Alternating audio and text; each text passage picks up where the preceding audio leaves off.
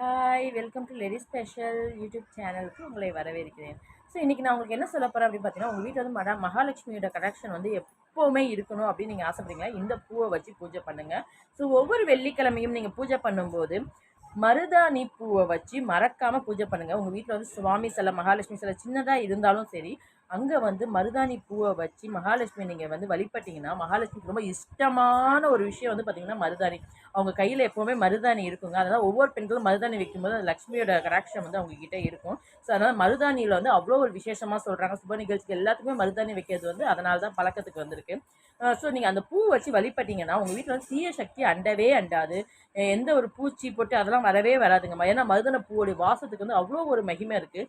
தீய எண்ணங்களோட உங்கள் வீட்டுக்கு நுழையிறவங்க கூட அந்த வாசத்தினால நல்ல எண்ணங்களோட வெளியில் போவாங்க. ஏன்னா அந்த அளவுக்கு வந்து ஒரு சுபமான வந்து ஒரு பூ வந்து மருதாணி பூ. ஸோ வந்து இதில் வந்து பார்த்தீங்கன்னா மருதாணி வச்ச